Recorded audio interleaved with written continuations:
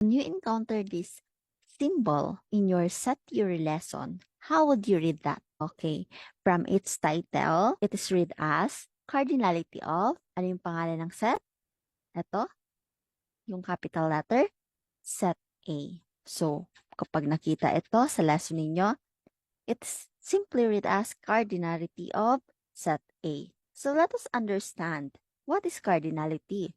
So, when we say cardinality, it is just the number of elements present in your set A.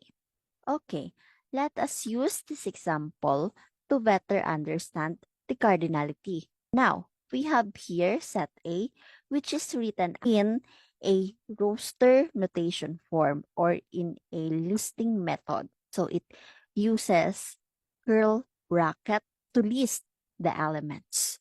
Now we have here the elements. No, let us identify the cardinality of set. Ginamit natin yung isang symbol, pero you can use the other one if yun yung preferred symbol nyo. Okay, let us identify the cardinality of set. How can we do that? We can just count the number of elements in your set. So let's count. 1, 2, 3, 4, 5.